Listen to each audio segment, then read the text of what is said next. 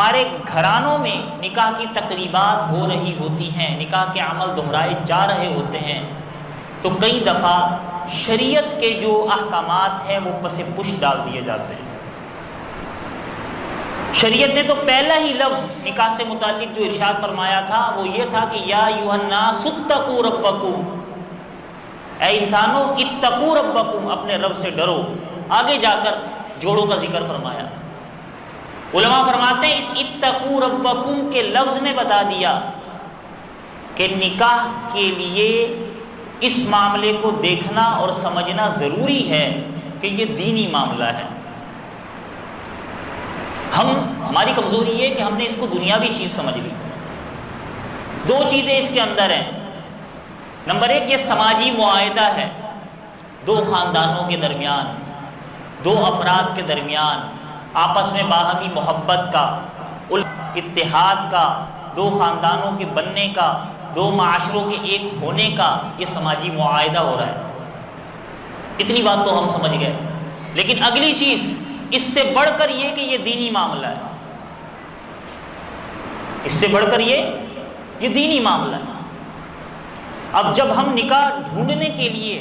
تلاش کرنے کے لیے نکلتے ہیں، چاہے اپنے بچے کا نکاح تلاش کر رہے ہوں،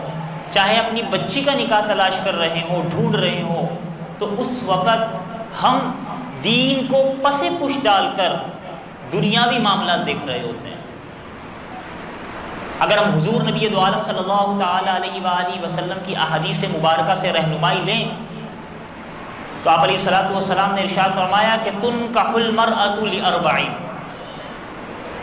کہ عموماً معاشرے میں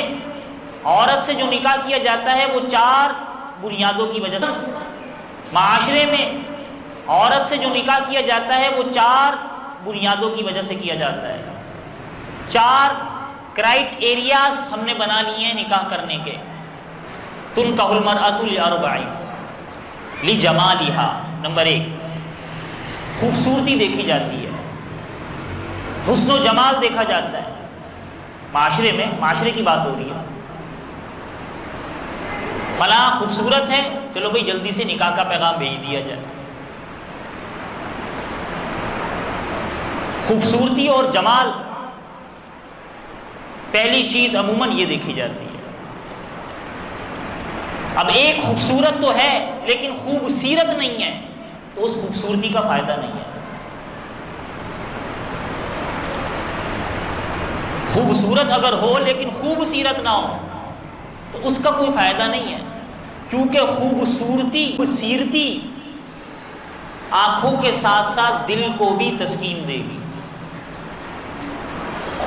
ہم حضرات صحابہ کرام رضوان اللہ تعالی مجمعین کی زندگیاں اٹھائیں کہ وہ جب نکاح کا پیغام بھیجا کرتے تھے تو خوبصورتی نہیں، خوبصیرتی کو پہلے نمبر پہ، باقی خوبصورت ہے تو اچھی بات ہے، کوئی ایسا مسئلہ نہیں، لیکن پہلی چیز خوبصورتی۔ تو حضور علیہ الصلوۃ والسلام نے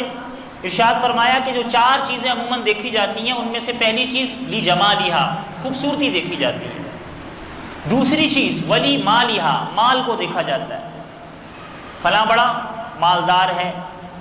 فلاں خاتون مالدار گھرانے کی ہے، فلاں لڑکا یا فلاں شخص اس کی جاب اچھی ہے، مال اس کے پاس اچھا ہے۔ مال کو دیکھ کر ہمارے معاشرے کے اندر ہے، مال کو دیکھ کر ہمارے معاشرے کے اندر نکاح کو کر دیا جاتا ہے۔ حالانکہ ہمیں یہ سمجھنا چاہیے کہ یہ مال تو ڈھلتی چھاؤں کی مانند ہے نا، آنے جانے والی چیز ہے۔ صبح کو مالدار ہے، شام کو غریب ہے، صبح کو وزیر ہے، شام کو اسیر ہے، صبح کو صدر ہے، شام کو ملک بدر ہے، آنے جانے کی چیز ہے مال۔ تو مال ہمارا معاشرے کے اندر جو نکاح کے لیے دوسری چیز دیکھی جاتی ہے وہ مال ہے۔ تیسری چیز نبی علیہ الصلوۃ والسلام نے جو ارشاد فرمائی وَلِحَسْبِهَا، کہ تیسری چیز جو عموماً نکاح تلاش کرنے کے لیے دیکھی جاتی ہے وہ حسب و نسب، خاندان کا ہونا، اچھے خاندان کا ہونا، اعلیٰ خاندان کا ہونا، یہ دیکھا جاتا ہے۔ اگر ایک لڑکا یا ایک لڑکی اچھے تعلق تو رکھتی ہے لیکن اپنے خاندان والا مزاج ہی اس میں نہیں ہے، خاندان تو اس کا اچھا ہے لیکن مزاج اس خاندان والا ہی نہیں ہے، ضروری نہیں ہے کہ جو شخص جس خاندان کا سے ہو اس کا مزاج بھی ویسا ہی ہو، تو پھر اس خاندان سے ہونے کا بھی کوئی فائدہ نہیں۔ تو یہ تین چیزیں آپ علیہ الصلوۃ والسلام نے پہلے ارشاد فرمائی کہ عموماً معاشرے کے اندر لجمالیہ خوبصورتی دیکھی جاتی ہے، ولمالیہ مال دیکھا جاتا ہے، ولحسبہ یا حسب و نسب خاندان کی وجہ سے نکاح کیا جاتا ہے، اور چوتھی چیز بیان فرمائی ولدینہا دینداری کو دیکھا جاتا ہے، اور پھر آخر میں ارشاد فرمایا فاظفر بذات الدین، اگر آپ لوگوں نے دیکھنا ہو، آپ لوگوں نے اہمیت دینی ہو تو فاظفر بذات الدین، دینداری کو ترجیح دینا، دینداری کو اول نمبر پہ رکھنا، باقی چیزیں خود ہی آتی جائیں گی۔ تو ہمیں ترجیح دینا، دینداری کو اول نمبر پہ رکھنا، باقی چیزیں خود ہی آتی جائیں گی۔ تو ہمیں حضور علیہ الصلوۃ والسلام نے رشتے ڈھونڈنے کے لیے، اپنے بچوں کے لیے، اپنی بچیوں کے رشتے تلاش کرنے کے لیے ایک طریقہ کار بتا دیا ہے کہ اول نمبر پر دینداری، مال جو قسمت میں ہے وہ مل کے رہے گا، جس بچی کا رشتہ ہو کر گھر میں آ رہی ہوتی ہے جو بچی، وہ اپنا رزق خود لا رہی ہوتی ہے، ہر آشیانے پر بیٹھنے والے کا رزق کا انتظام اللہ تعالیٰ خود فرماتے ہیں۔ فاظفر بذات الدین، کہ دینداری کو ترجیح دینا۔ یہ حدیث مبارکہ تو عموماً لڑکیوں کی، عورتوں کے رشتے سے متعلق حضور علیہ الصلوۃ والسلام نے ارشاد فرمائی کہ عموماً عورتوں کے رشتے کے حوالے سے ان چار چیزوں کو ترجیح دی جاتی ہے، لیکن ایک مسلمان ہونے کے رشتے کے حوالے سے کہ اگر لڑکا تلاش کرنا ہے تو نبی علیہ الصلوۃ والسلام کی کئی احادیث مبارکہ ہیں، مصنف عبد الرزاق میں بھی ہے، اس کے علاوہ مسلم شریف کے اندر بھی ہے۔ ان احادیث مبارکہ کا مفہوم میں ذکر کر دوں کہ آپ علیہ الصلوۃ والسلام نے دو چیزیں ارشاد فرمایا کہ اگر کسی ایسے لڑکے کا رشتہ ملے، کسی ایسے نوجوان کا رشتہ ملے کہ جس کے اندر دو چیزیں آپ کو پسند آ رہی ہیں، نمبر ایک دینداری، نمبر دو اخلاق، فرمایا پھر رشتہ کرنے میں دیر نہیں کرنا۔ حدیث کا مفہوم میں ذکر کر رہا ہوں، دو چیزیں، دینہ و خلقہ، کہ اس کا دین اور اس کا اخلاق آپ کو راضی کرتا ہے تو پھر رشتہ کر دینا، ورنہ زمین میں فساد آئے گا۔ فساد کیا آئے گا